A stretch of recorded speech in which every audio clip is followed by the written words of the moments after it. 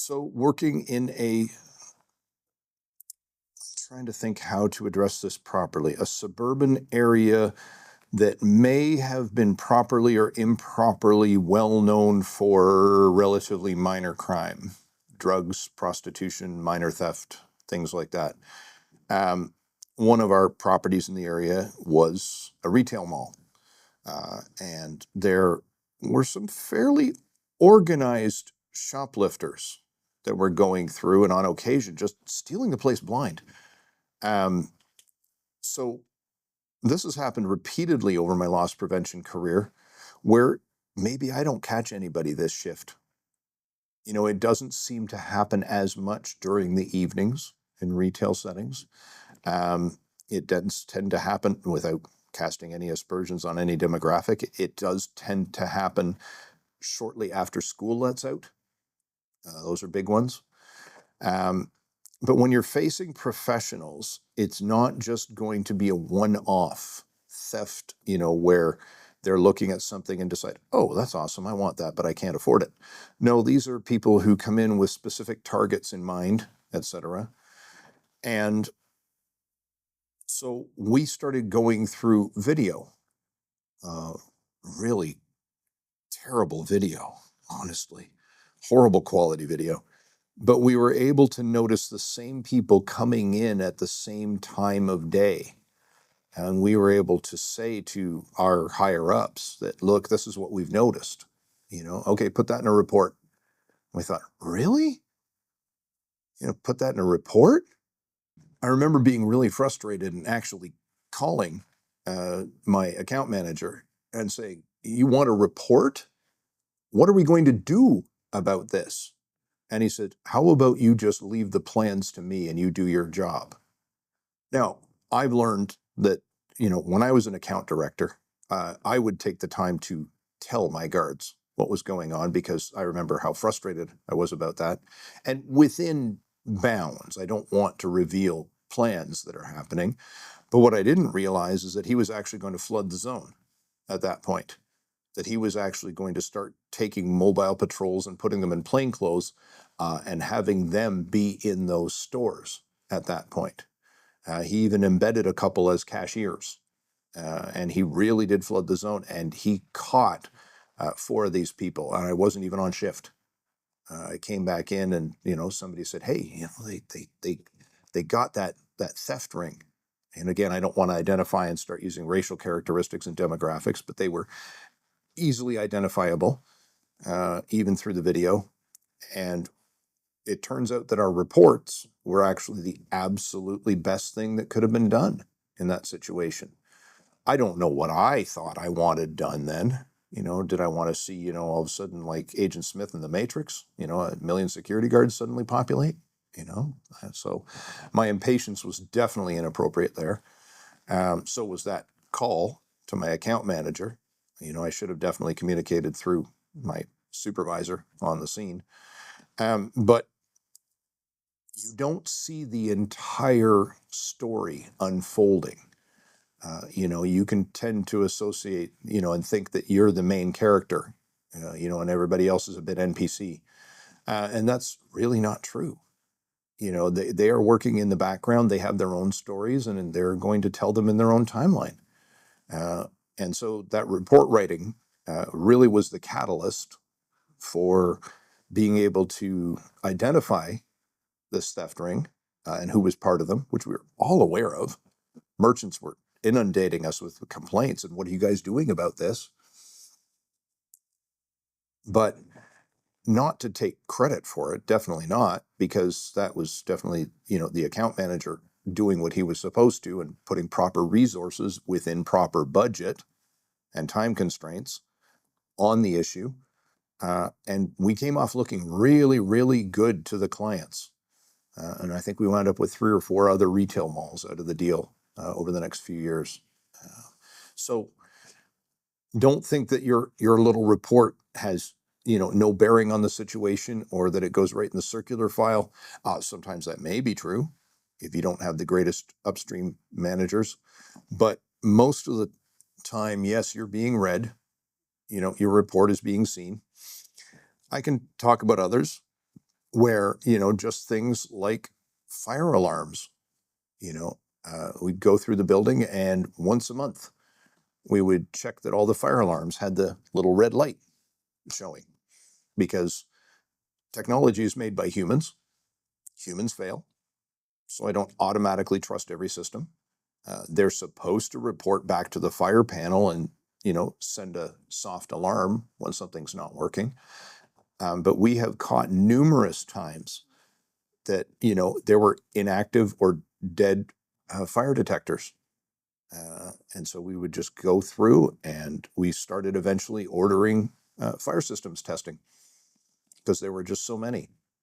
And so that professional firm would come in, and they would have a little wick on the end of almost a broom handle, and they would put it up underneath the fire detector, and there'd be somebody else down at the fire monitoring panel, and they would be radioing back and forth saying, "Yep, I got number 116 on the third floor." And then they'd go down to the next one, and put the smoke into the next one, and they'd report, "Yeah, that one's working." And very often, when we were talking to them, they'd say, "Oh yeah, pretty much every building has non-functional fire equipment." So now, did I prevent, a massive towering inferno blaze? Goodness, no. But how do I know? You don't know, because it didn't happen, which is a great thing. So do not underestimate your reports ever. Make sure that you put the appropriate amount of detail. That doesn't mean write 7 pages on every little tiny incident.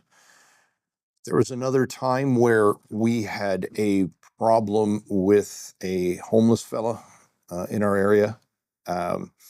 And as a supervisor, I elected to go over to the other buildings around and start asking about them. Now, we had a great team at our building.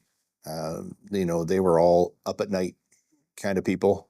Our night guard was fantastic. She would patrol the inside of the building, but then she would go around the outside of the building. She would loiter, have a coffee, and she would change from all 4 corners of the building and stand there for 5-10 minutes or so watching. And you would see in the morning that she had noted that this guy would come by about 4 a.m. every day, and he made his home in the ravine down behind our building. So that's something you definitely want to keep an eye on. But, when I was talking to the local supervisors of the other condo buildings in the area, I just took the time, came in an hour early, went in to see them all and said, "Hey, you got anything for me? Let's exchange some informal information here and keep each other safe." And we exchanged the phone numbers to our front desks, for example, so that we could all say, "Hey, go ahead and call 161 and see if they can help." But the cooperation was great, but where it really came to the fore was where one of the buildings suddenly reported that our guy was turning into a peeping Tom, that he was standing on the balcony railings of the first floor, trying to look in where there were a couple of nurses living, and their apartments backed onto the ravine. And so I would gather that he was trying to get a good look at them. And so when we realized that, we just, of course, told all our staff, "Hey, keep an eye out," kind of thing. But I took that up to my property manager and I said, "Hey, so this kind of has a little itch going in the back of my head.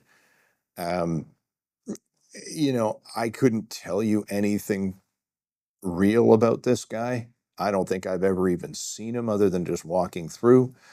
But when I got this report from across the street," and he went, "You what?"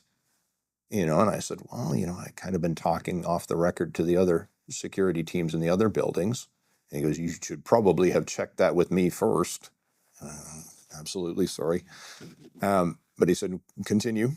And I said, "So one of the other teams reported that, he's trying to, I don't know if he's gaining access or just looking into the apartment with these nurses. And I don't know what he's seeing, but evidently he's been caught back there a few times now."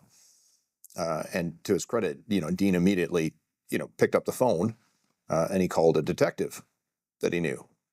And he said, "Hey, I've got this security guard who likes to overstep his bounds a little here, but I think he may have come up with something fairly important." We got this guy who's a peeping Tom down here. A day later, during my shift, um, they were actually dragging him out of the ravine in cuffs. And it turns out that, I don't know if it was Vancouver or one of the other points, he had a wanton warrant for break and enter and sexual assault. So now there is absolutely no way I could have known that. I hope that nobody out there is sitting there thinking that my report caught a rapist, and that I meant that. But I had that little tickle in the back of my head that sort of said, this guy ain't right. I need to let somebody know about this. And that's as far as it was going to go. As far as I was concerned, I didn't think anything was going to happen. But I gather what happened is they, put in his description, etc., and that there was a wanton warrant out of Vancouver or wherever it was that was matching an individual of that description. And he was actually fairly distinctive. He had a whole mess of red hair piled up everywhere, and he was fairly distinctive clothing as well. And so I guess it was fairly easy for the cops to kind of put two and two together and get four. So there's another phrase that my grandpa used to use when he was running a business, and he would say, garbage in, garbage out. If you do garbage work at the bottom level, how can your business possibly find out about bad stuff?